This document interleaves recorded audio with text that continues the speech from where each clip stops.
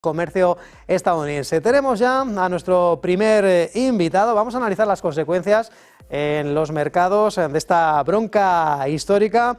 Javier Echeverri, analista independiente. ¿Qué tal, Javier? Buenos días.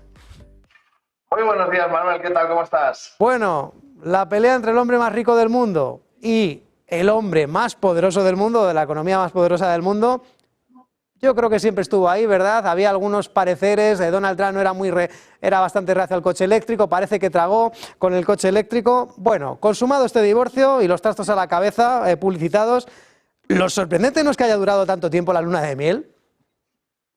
Bueno, no es una luna de miel, es un acuerdo de conveniencia. Al final, los matrimonios de conveniencia es lo que tienen. Están operativos mientras conviene. Cuando deja de convenir, pues dejan de estar activos. Lógicamente, hay una cosa muy clara y es que Tesla y Elon Musk han bajado muchísimo su popularidad. El departamento Dodge, el departamento de eficiencia que dirigía Elon Musk, tampoco ha conseguido ninguna eficiencia espectacular, ningún titular con el que pueda de verdad decir, oiga, yo he contribuido fielmente al desarrollo de Estados Unidos y a esa eficiencia con el que tanto nos metíamos. Al final ha sido un fiasco para Donald Trump.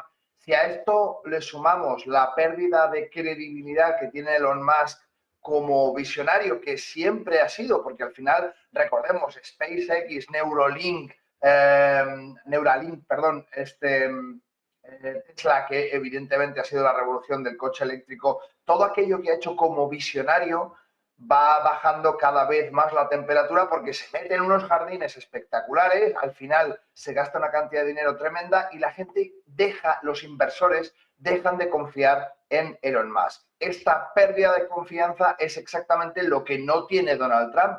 En la opinión pública, Donald Trump cada vez ha ido ganando más en confianza. Cada vez se le ve un tipo más inteligente, más estratega, con menos escrúpulos, pero con más resultados, que al final es lo que le interesa al votante estadounidense. Y por tanto, esta disociación en ese matrimonio de conveniencia, pues se tenía que romper en algún momento si es que Donald Trump no quería que la ineficiencia de Elon Musk y sus excentricidades lo arrastren con él. Para colmo, pues esto lógicamente no ha sentado muy bien a Elon Musk, que ha arremetido con esas declaraciones tan bestias del caso Epstein. Bueno, de momento nada confirmado, pero desde luego la bomba ahí está y esa sugerencia de que podría estar más implicado de lo que se sabía Donald Trump, pues lógicamente ha incendiado las redes. Sin embargo, fijaos lo que ha pasado con Tesla.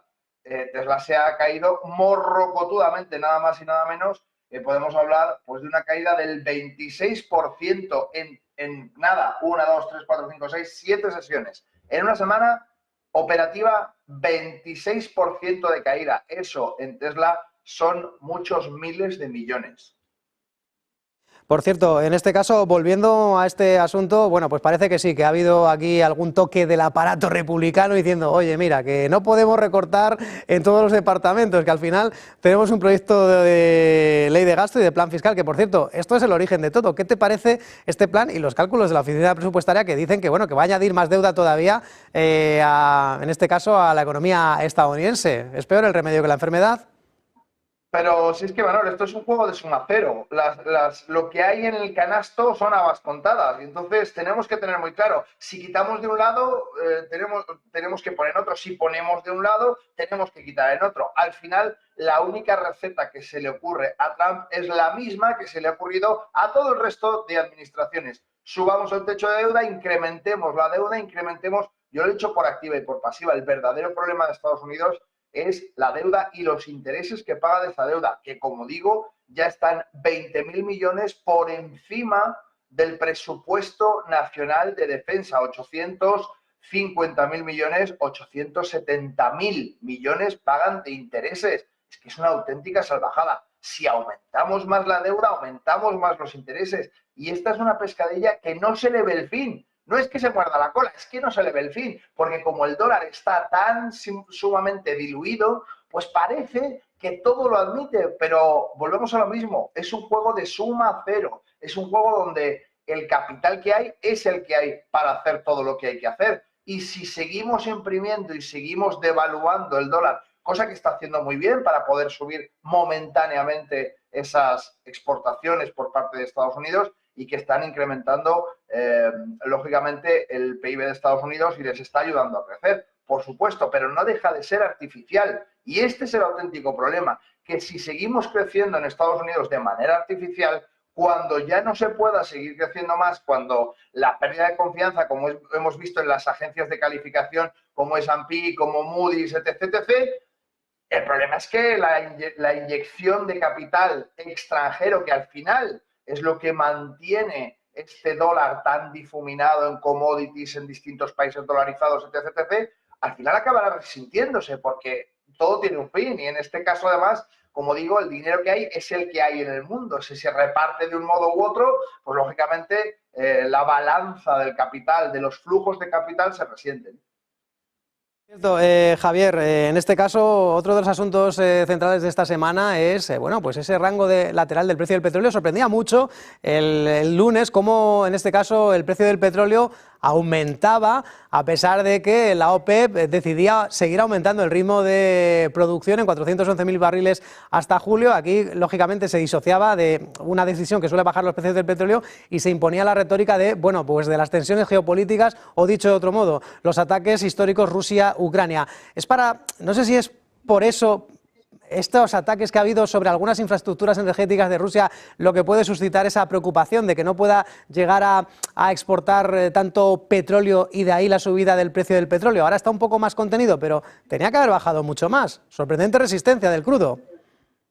Todo influye, indudablemente, Manuel, esa situación de miedo al abastecimiento por el recrudecimiento del conflicto Rusia-Ucrania influye, no cabe duda. Y desde luego podemos verlo en los distintos crudos que ahora analizaremos, si quieres, en los tres tipos de crudo que siempre digo, el West Texas, el Brent y el Murban. Al final son las tres zonas geográficas que nos importan.